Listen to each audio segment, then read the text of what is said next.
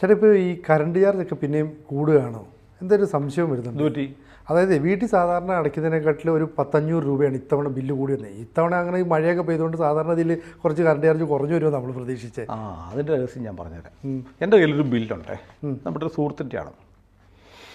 അതിനകത്ത് annual ACD, annual cash deposit, ആ ബില്ലിൽ അദ്ദേഹത്തിൻ്റെ 825 രൂപ പിരിച്ചിട്ടുണ്ട്. അതുപോലെ സിനുവിന് ഒരു 500 രൂപ പിരിച്ചിട്ടുണ്ടാവും. അതായത് നമ്മൾ കണക്ഷൻ എടുക്കുമ്പോൾ നമ്മളൊരു തുക KCBക്ക് ഡെപ്പോസിറ്റ് കൊടുക്കുന്നുണ്ട്. ഈ ഡെപ്പോസിറ്റ് ഇവർ കൂട്ടിക്കൊണ്ടിരിക്കും. നമ്മുടെ കയ്യിൽ നിന്ന് ഈ ഡെപ്പോസിറ്റ് ഓരോ സമയത്ത് അവർ തീരുമാനിക്കും, നമ്മൾ വെച്ചിട്ട് ഡെപ്പോസിറ്റ് പോരാ, ഒരു 5000 രൂപയാണെങ്കിൽ പിന്നെ അവർ തീരുമാനിക്കും അത് 5000 പോരാ, ഒരു 6000 ആക്കണം. എന്നിട്ട് 1000 രൂപ അടുത്ത ബില്ലിൽ അടുത്ത വർഷം ആകുമ്പോഴത്തേക്ക് ആനുവൽ ഡെപ്പോസിറ്റ് കൂട്ടും. ഇതൊന്നും ആർക്കും മനസ്സിലാവുന്നില്ല. KCB നടത്തുന്ന ഇന്ത്യയിലെ ഏറ്റവും വലിയ കൊള്ള സംഘമാണ് KCB. നമ്മുടെ ആളുകൾക്ക് അറിയത്തില്ല. സർക്കാർ നടത്തുന്ന ഒരു വെള്ളാനയും സർക്കാർ നടത്തുന്ന ചമ്പൽ കൊള്ളക്കാരുമാണ് KCB. അതിൻ്റെ ഒരു ഉദാഹരണമാണ് ആനുവൽ ക്യാഷ് ഡെപ്പോസിറ്റ്. എന്തിനാണ് KCBക്ക് ഡെപ്പോസിറ്റ്? നമ്മൾ ഡെപ്പോസിറ്റ് മേടിക്കുന്നത് ഇങ്ങനെയാണ്. ഇപ്പോൾ നമ്മളൊരു വീട് വാടകയ്ക്ക് എടുക്കുന്നു, 3 മാസത്തെ വാടക ഡെപ്പോസിറ്റ് മേടിക്കുന്നു. എന്തിനാ? നമ്മൾ ഏതെങ്കിലും മാസം വാടക കൊടുത്തില്ലെങ്കിൽ അതിൽ നിന്ന് പിടിച്ചെടുക്കാൻ. അതേസമയം KCBക്ക് വേണ്ടി സിനുവും ഞാനും ഒക്കെ ക്യാഷ് ഡെപ്പോസിറ്റ് കൊടുക്കുന്നുണ്ട്. ആനുവൽ ക്യാഷ് ഡെപ്പോസിറ്റ് എല്ലാ വർഷവും നമ്മുടെ നിന്ന് മേടിച്ചുകൊണ്ടിരിക്കുക. കണക്ഷൻ എടുക്കുമ്പോൾ കൊടുത്ത തുക കൂട്ടിക്കൊണ്ടിരിക്കുകയാണ്. നമ്മളെ അറിയിക്കാതെ അവരങ്ങ് കൂട്ടും, അവർ തീരുമാനിക്കുകയാണ് ഏകപക്ഷീയമായി. എന്നിട്ട് ഒരു മാസം നമ്മൾ അടച്ചില്ലെങ്കിൽ ഇവർ ആ ക്യാഷ് ഡെപ്പോസിറ്റിൽ നിന്ന് പൈസ എടുത്തിട്ട് വകവെക്കുമോ? എന്നിട്ട് അടുത്ത മാസം അതോടെ കൂട്ടി ബില്ല് തന്നാൽ മതിയല്ലോ സ്വാഭാവികമായിട്ടും. അപ്പോൾ വാടകക്കാരൻ എന്ത് ചെയ്യും? നമ്മൾ ഒരു മാസം കൊടുത്തില്ലെങ്കിൽ അയാൾ ഡെപ്പോസിറ്റിൽ നിന്ന് കാശെടുക്കും, എന്നിട്ട് പറയും വേണ്ടി വന്നാൽ അടുത്ത മാസം അവിടെ കൂട്ടി തരണമെന്ന് പറയും. KCB ആരോടെങ്കിലും ഇന്ന് വരെ ചെയ്തിട്ടുണ്ടോ? നമ്മുടെ ആയിരക്കണക്കിന് രൂപ ഡെപ്പോസിറ്റ് ആയിരിക്കുന്ന KCB ഒരു മാസം നമുക്ക് എന്തെങ്കിലും അസുഖം വന്നിട്ടോ അല്ലെങ്കിൽ സ്ഥലത്തില്ലാതെയോ വരുമാനമില്ലാതെയോ കറണ്ട് ചാർജ് അടയ്ക്കാൻ മുടങ്ങിപ്പോയാൽ പിറ്റേന്ന് വന്ന് ഫ്യൂസ് വരും. ഉറപ്പല്ല. ഡെപ്പോസിറ്റ് പിന്നെന്തിനാ? അതറിയില്ല. അപ്പോൾ ഡെപ്പോസിറ്റ് ചുമ്മാ മേടിച്ച് വെച്ചിരിക്കുക. ഈ ഡെപ്പോസിറ്റിൻ്റെ കണ്ടീഷൻ എന്താണെന്നറിയോ? നമ്മൾ എന്ന് കണക്ഷൻ വേണ്ടെന്ന് വെക്കുന്നു അന്ന് തിരിച്ചു തരും. ഏതെങ്കിലും ഒരു മനുഷ്യന് ഇലക്ട്രിസിറ്റി കണക്ഷൻ വേണ്ട എന്ന് വെക്കാൻ പറ്റുമോ? ഒരിക്കലും പറ്റത്തില്ല. അപ്പോൾ ഡെപ്പോസിറ്റ് എന്ന പേരിൽ നമ്മുടെ കയ്യിൽ നിന്ന് മേടിക്കുന്ന ഈ പൈസ KCB തിന്നുകയാണ്. ഒരിക്കലും തിരിച്ചു തരണ്ട, KCBക്ക് അറിയാം. എന്നിട്ട് കാലാകാലങ്ങളിൽ അവർക്ക് തോന്നുമ്പടി ഈ ഡെപ്പോസിറ്റ് കൂട്ടും. ഈ മാസം കേരളത്തിലെ മുഴുവൻ കൺസ്യൂമേഴ്സിനും നിങ്ങൾ ബില്ലെടുത്ത് നോക്കിയറിയാം, ACD എന്ന് പറഞ്ഞ് നമ്മളറിയാതെ, എന്തിനാണെന്നറിയാതെ, എന്ത് മാനദണ്ഡത്തിലാണ് കൂട്ടിയതെന്നറിയാതെ 100 കണക്കിന് രൂപ, 100 അല്ലെങ്കിൽ 1000 കണക്കിന് രൂപ കൂട്ടിയിട്ടുണ്ട്. എനിക്ക് വന്നിട്ടുണ്ട് 2000 രൂപ എനിക്ക് കൂട്ടിയിരിക്കുന്നത്. 2000 രൂപ എൻ്റെ ബില്ലിൽ. എനിക്ക് ഈ മാസത്തെ ഇലക്ട്രിസിറ്റി ബില്ല് 10000 രൂപയാണ്. നമ്മുടെ ഉപഭോഗം അനുസരിച്ച് എമൗണ്ട് കൂടിക്കൊണ്ടിരിക്കും. 10000 രൂപയുടെ ബില്ല് വന്നിരിക്കുന്ന ആളാണ് ഞാൻ. ഈ ബില്ലൊന്ന് എടുത്ത് നോക്കണം, KCBയുടെ ബില്ല്. ഞാൻ എൻ്റെ പക്കൽ എൻ്റെ സുഹൃത്ത് അയച്ചു തന്നിരിക്കുന്ന ബില്ലിൻ്റെ ഓരോ പിരിവ് വായിക്കാം. ഇത് കാണുന്ന പ്രേക്ഷകർ നിങ്ങൾ ഓരോരുത്തരുടെയും ബില്ലെടുത്തൊന്ന് വായിക്കണം. ഈ കൊള്ളസംഘം മാൻസിംഗിനെയും ഫുലാൻ ദേവിയെയും തോൽപ്പിക്കുന്ന KCB കൊള്ളക്കാർ നടത്തുന്ന വെട്ടിപ്പ് ഞാൻ പറഞ്ഞുതരാം. എനർജി ചാർജ് എന്ന് വെച്ചാൽ ഊർജ്ജ നമുക്ക് ഇലക്ട്രിസിറ്റി എന്ന നിലയിൽ നമുക്ക് തരുന്ന എനർജിയുടെ ചാർജ് 1594 രൂപ 45 പൈസ. അതാണ് എനിക്ക് ഈ ബില്ല് അയച്ചു തന്ന കൺസ്യൂമർ ഈ മാസം ഉപയോഗിച്ച കറണ്ടിൻ്റെ ചാർജ്. എത്ര രൂപയാണ്? 1594 രൂപ 45 പൈസയുടെ കറണ്ട് എടുത്തിട്ടുണ്ട്. അയാളുടെ ബില്ല് എത്രയാണെന്നറിയോ? 2722 രൂപ. 1200 രൂപ കൂടുതലാണ്. അതെ, നമ്മൾ ഒരു കടയിൽ നിന്നൊരു സാധനം മേടിച്ചാൽ, നിങ്ങൾ 5 കിലോ അരി മേടിച്ചാൽ 50 രൂപയാണ്, 250 രൂപ കൊടുത്താൽ പോരെ? അതെ. പക്ഷേ ആ 5 കിലോ അരി മേടിച്ച് കഴിയുമ്പോൾ ഒരു 500 രൂപയുടെ കൂടുതൽ തരാൻ പറഞ്ഞാലോ? നമ്മൾ ചോദിക്കും അതെന്തിനാ? നിങ്ങൾ ചോദിക്കുന്നുണ്ടോ? KCBക്കാരൻ ഇത് ഇങ്ങനത്തെ ബില്ല് തന്നിട്ട് നിങ്ങൾ ചോദിച്ചോ? നിങ്ങൾ എല്ലാ മാസവും മേടിച്ചിട്ട് ആ ലാസ്റ്റ് ഡേറ്റിൽ ഫ്യൂസ് ഊർന്ന് പറഞ്ഞ് പോയി അടച്ചുകൊണ്ടിരിക്കുകയല്ലേ?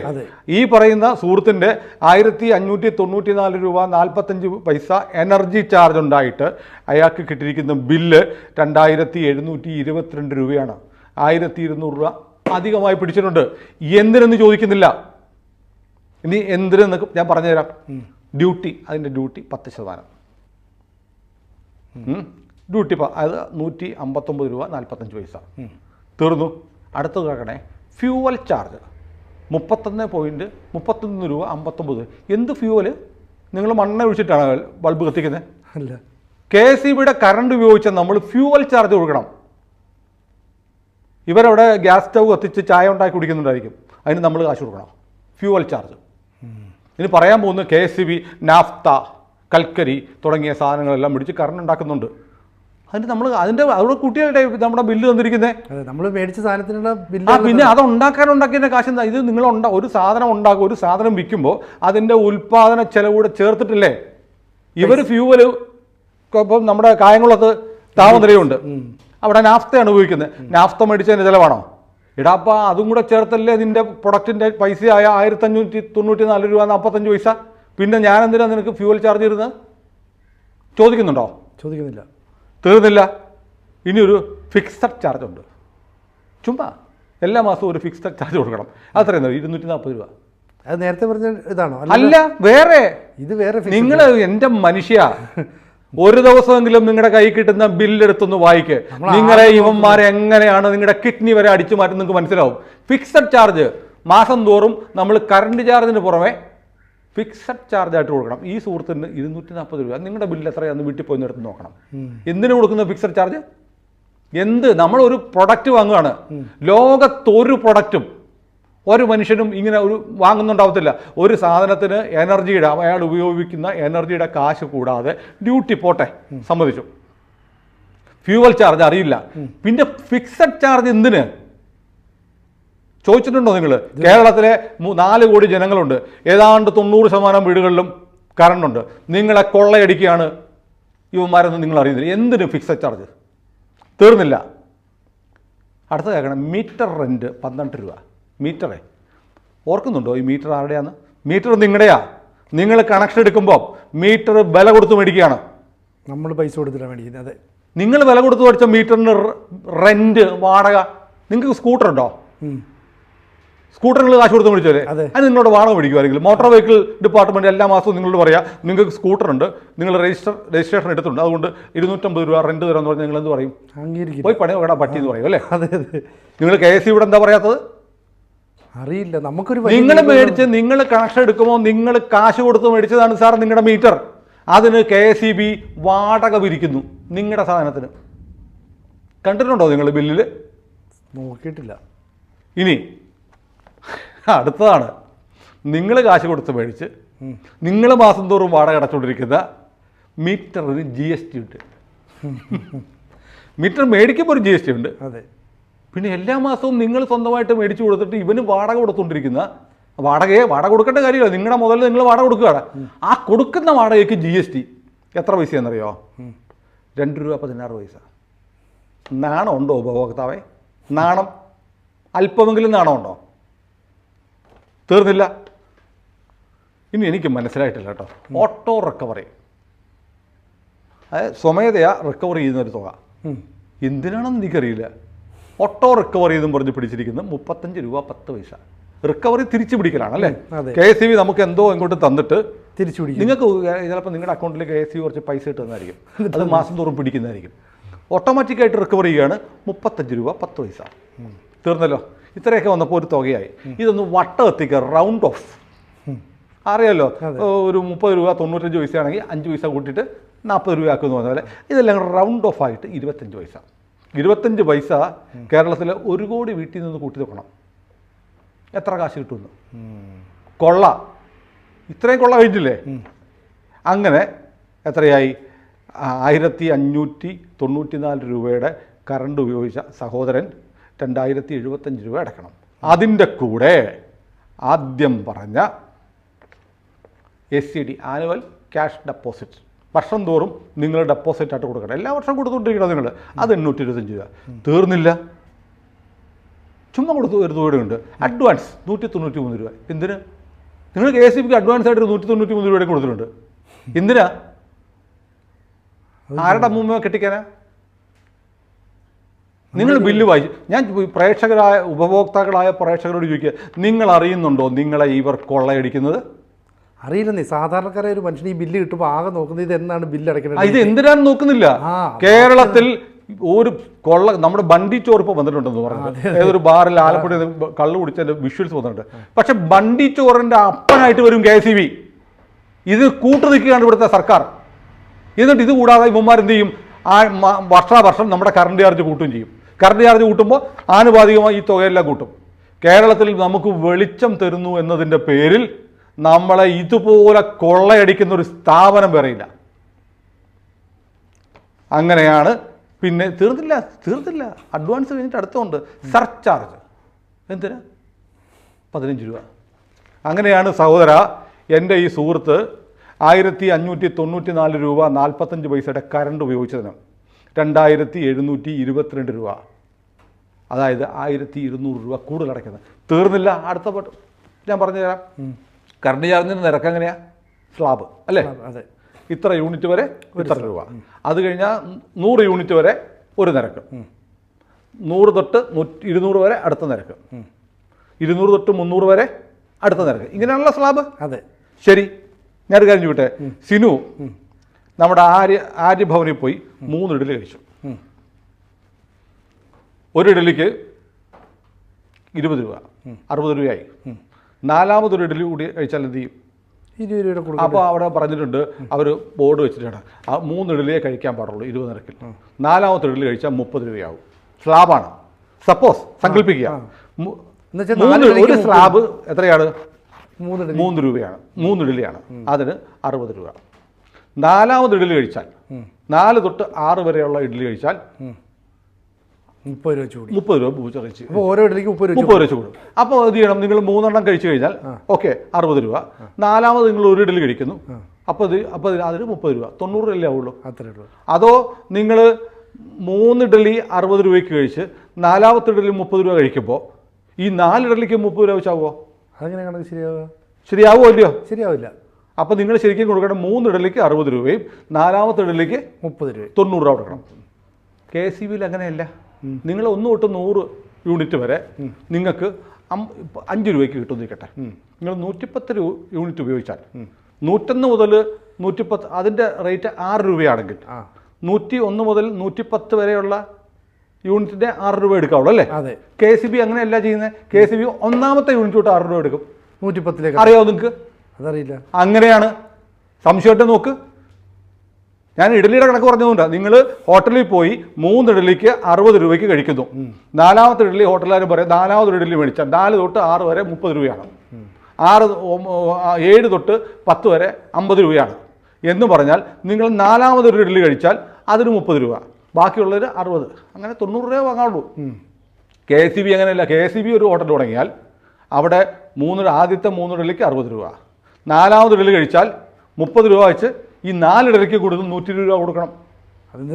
അങ്ങനെയാണ് KCB നിങ്ങളുടെ സ്ലാബിൻ്റെ പൈസ മേടിക്കുന്നത്. നിങ്ങൾക്ക് അറിയാവോ പ്രബുദ്ധരെ? അറിയത്തില്ല, ആർക്കും അറിയത്തില്ല. ഇത് എന്ത് കൊള്ളയാണ് സാർ? നിങ്ങൾക്ക് നാണമുണ്ടോ ഇങ്ങനെ പറ്റിക്കപ്പെടാൻ? നിങ്ങളെ നഗ്നമായി കൊള്ളയടിക്കുന്ന ഒരു സ്ഥാപനത്തിൻ്റെ കറണ്ട് മേടിച്ചുകൊണ്ടിരിക്കുക. വേറെ ഓപ്ഷൻ ഇല്ല. നമുക്ക് എന്ത് ചെയ്യാൻ പറ്റും? അപ്പോൾ എന്ത് ചെയ്യാൻ പറ്റും? നമ്മൾ മുമ്പൊക്കെ 1 മാസം ബില്ലടയ്ക്കുമായിരുന്നു, ഓരോ മാസം.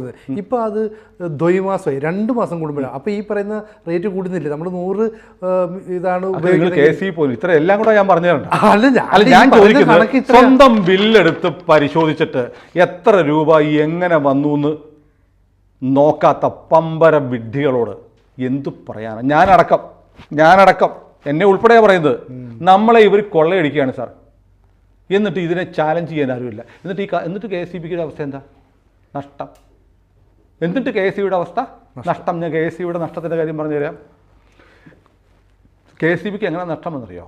KCB നമ്മുടെ എല്ലാ സ്ഥാപനങ്ങളിലും ഡ്രൈവർമാരുണ്ട് അല്ലേ? അതെ. ഒരു സർക്കാർ സർവീസിലെ ഡ്രൈവർക്ക് എത്ര രൂപ ശമ്പളം കിട്ടും? ചുമ്മാ ഊഹം പറഞ്ഞാൽ മതി. 25-30 രൂപ മാക്സിമം. KCBയിലെ ഒരു ഡ്രൈവർക്ക് 1 ലക്ഷം രൂപ ശമ്പളമുണ്ട്. ഡ്രൈവർ ആയിരിക്കത്തില്ല, ആയിരിക്കും. ഡ്രൈവർക്ക് നിങ്ങളെന്താ അന്വേഷിച്ചു? KCBയിലെ ഒരു ഡ്രൈവർക്ക് 1 ലക്ഷം രൂപയ്ക്ക് മുകളിൽ ശമ്പളമുണ്ട്. തെറ്റാന്ന് പറഞ്ഞാൽ ഞാൻ മീശ വടിച്ചിട്ട് ഷോയ്ക്കിരിക്കും. മീശ വടിച്ചിട്ട് പകുതി മീശ വടിച്ചിട്ട് ഞാൻ ഷോയ്ക്കിരിക്കാം. KCBയിൽ 1 ലക്ഷം രൂപ ശമ്പളം മേടിക്കാത്ത ഡ്രൈവർമാരുണ്ടെങ്കിൽ സർവീസ് മൂത്തൊന്നുമില്ല. KCBയിൽ ഓവർസിയർമാരെ കണ്ടുണ്ടോ നിങ്ങൾ? എന്താ വിദ്യാഭ്യാസ യോഗ്യത? SSLC ആയിരിക്കും. SSLC ഇത് ലൈൻമാനായിട്ട് കയറി മൂത്ത് ഓവർസിയർ ആവും. അതെ. വേറെ ഏത് സർക്കാർ കുറച്ച് കഴിയുമ്പോൾ എഞ്ചിനീയറും ആയിരിക്കും ഓവർസിയർ മൂത്ത്. ഇനി വേറൊരു കാര്യം പറഞ്ഞുതരാം. ഈ സർക്കാർ ഈ സ്ഥാപനത്തിലെ ശമ്പളം, പെൻഷൻ ഇതൊക്കെ തീരുമാനിക്കുന്ന ആരാ? ഏത് സ്ഥാപനത്തിൽ? സർക്കാരാണല്ലോ. സർക്കാരിൻ്റെ അനുമതി വേണമല്ലോ. അതെ. അല്ലേ? സർക്കാരിൻ്റെ അനുമതിയോടുകൂടി വേണം, മന്ത്രിസഭാ തീരുമാനം വേണം, ഒരു സ്ഥാപനത്തിലെ ശമ്പള പരിഷ്കരണം നടത്താൻ. KCB അങ്ങനെയല്ല ചെയ്ത്. KCB ശമ്പള പരിഷ്കരണം നടത്തി. എത്ര കോടി രൂപ നഷ്ടം സർക്കാരിന് അധിക ബാധ്യത ഉണ്ടാക്കിയെന്നറിയോ?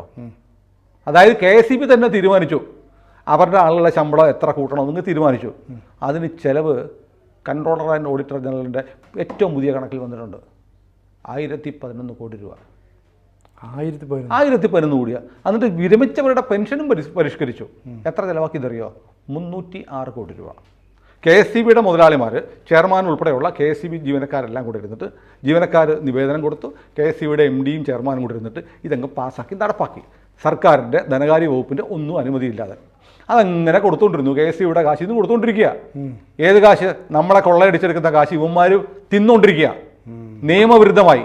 എന്നിട്ട് കുറേ കാലം ഇങ്ങനെ നടന്ന സംഭവമാണ്, ഇല്ലെങ്കിൽ ചാലഞ്ച് ചെയ്യട്ടെ. എന്നിട്ട് എന്ത് ചെയ്യുന്നറിയോ? കുറേ കാലം 6-7 മാസം, 1 വർഷത്തോളം ഇങ്ങനെ ശമ്പള പരിഷ്കരണം ആരും അറിയുന്നില്ല. KCBയുടെ ആളുകൾക്ക് അവർ തന്നെ ശമ്പളം കൂട്ടി, അവർ തന്നെ പെൻഷനും കൂട്ടി ഇങ്ങനെ കൊടുത്തുകൊണ്ടിരിക്കുക. എന്നിട്ട് ഇതൊരു ഫയലാക്കി മന്ത്രി എടുത്തെത്തിച്ചു. ഇതൊന്ന് ഒപ്പിടണം. ഇതെന്താ? ശമ്പള പരിഷ്കരണം എപ്പോൾ നടപ്പാക്കി? അത് നേരത്തെ അങ്ങ് തീരുമാനിച്ചു പോയതാണ്. പോട്ടെ, ഇപ്പോൾ 1 വർഷത്തോളമായി, ഒന്ന് ഒപ്പിട് എന്നൊന്ന് ഒപ്പിട്ട് കൊടുത്തു. ഇതെല്ലാം നടപ്പാക്കി 5 മാസം കഴിഞ്ഞ് കൊടുക്കുന്ന മന്ത്രി. അതാണ് മുൻകാല പ്രാബല്യത്തോടെ മന്ത്രി ഒപ്പിട്ട് കൊടുത്ത് മന്ത്രിസഭ അംഗീകരിച്ചു. എവിടെ നടക്കും? ഈ വെള്ളാനക്കകത്ത്. അറിയോ KCB ഒരിക്കലും ആരാന്നറിയോ? CPMൻ്റെ യൂണിയനാണ്. ഇടതുപക്ഷ യൂണിയൻ്റെ കുത്തകയുള്ള യൂണിയൻ കാണിച്ചുകൊണ്ടിരിക്കുന്ന തെമ്മാടിത്തരമാണ്. കേരളത്തിലെ ഏത് സർക്കാർ സ്ഥാപനത്തിൽ, ഏത് വകുപ്പിൽ നടക്കും? സ്വന്തം ശമ്പളം, സ്വന്തം പെൻഷൻ പരിഷ്കരണം തന്നെത്താൻ തീരുമാനിച്ച് കാലങ്ങളോളം കൊടുത്തിട്ട് ഒടുവിൽ കൊണ്ട് സർക്കാരിനെ കൊണ്ട് അംഗീകരിപ്പിച്ചു. സർക്കാരിൻ്റെ അംഗീകാരമില്ല. ഇവർ നടപ്പാക്കി കഴിഞ്ഞിട്ട് റെക്ടിഫൈ ചെയ്യാൻ കൊടുത്തു. റെക്ടിഫൈ ചെയ്യാൻ എത്ര കോടി രൂപ? 1011 കോടി രൂപ ശമ്പള പരിഷ്കരണത്തിനും 306 കോടി രൂപ പെൻഷൻ പരിഷ്കരണത്തിനും. എവിടുന്നാ കാശ്? ജനങ്ങളെ കൊള്ളയടിക്കുന്ന കാശ്. വെറുതെ പറയുന്നതല്ല, കൊള്ള. ഈ ബില്ല് വെച്ച് പറയുകയാണ് കൊള്ള. ഇതാണ് KCB ചെയ്തത്. ഇതിനെ ചലഞ്ച് ചെയ്തുകൊണ്ട് ഈ നാട്ടിൽ ആത്മാഭിമാനമുള്ള ഒരു പൗരൻ, ഒരു ഉപഭോക്താവ് ഒരു കേസ് കൊടുക്കുമോ ഹൈക്കോടതിയിൽ ഈ കൊള്ളക്കെതിരെ? നിങ്ങളിപ്പോൾ വഴി നിൽക്കുന്ന മീൻ കച്ചവടക്കാരൻ ഒരു മീനിൻ്റെ വില 25 രൂപ പറഞ്ഞാൽ 25 തരത്തില്ല, 20 തരാമെന്ന് പറയും അല്ലേ? നിങ്ങൾ വണ്ടിയെ പോകുമ്പോൾ വഴിയിൽ പാവപ്പെട്ട പിള്ളേർ എന്തെങ്കിലും വിൽക്കാൻ തരും, കൊണ്ടുവരും. ജീവിക്കാൻ മാർഗം, പഠിക്കാൻ വേണ്ടി നിവർത്തിയില്ലാത്ത കുട്ടികൾ ഒരു സാധനം തന്നിട്ട് വിൽക്കാൻ വന്നു കഴിഞ്ഞാൽ എത്ര വില? 50 അല്ല 20 രൂപയാണെങ്കിൽ മേടിക്കും. അതായത് സംഘടിത ശേഷിയില്ലാത്തവൻ്റെ അടുത്ത് നിങ്ങൾ വില വേശും. നിങ്ങൾ ഭീമ ജ്വല്ലറി പോയാൽ, അല്ലെ ആലപ്പാട്ടിൽ പോയാൽ സ്വർണ്ണത്തിന് വില വേശുമോ? ഇല്ല. ഇവിടുത്തെ ഏറ്റവും വലിയ ജ്വല്ലറിയിൽ ശീമാട്ടി പോയാൽ, അയ്യപ്പാസി പോയാൽ നിങ്ങൾ സാരിക്ക് വില വെച്ചുവോ? തെരുവോരത്ത് പാവപ്പെട്ടവൻ ഒരു നേരത്തെ ആഹാരത്തിന് വേണ്ടി വിൽക്കുന്നതിന് വില പേശി അവൻ പറഞ്ഞതിന് പകുതി കാശ് കൊടുക്കുന്ന ആളുകളാണ് നമ്മൾ മലയാളികൾ അല്ലേ? അതെ. ഈ KCB നടത്തുന്ന ഈ തെമ്മാടിത്തരം, ഈ പകൽക്കൊള്ള ഒരൊറ്റ മലയാളി ഇന്ന് വരെ ചോദ്യം ചെയ്തിട്ടില്ല. ബില്ല് പോലും വായിച്ചു നോക്കൂല. കൊള്ളയടിക്കാൻ വേണ്ടിയിട്ട് ബാക്കി നിൽക്കുകയാണ് നമ്മുടെ ജീവിതം. കൂടുതൽ വാർത്തകളും വിശേഷങ്ങളും നിങ്ങളിലേക്ക് എത്താൻ ABC മലയാളം സബ്സ്ക്രൈബ് ചെയ്യുക, ബെൽ ബട്ടണും അമർത്തുക.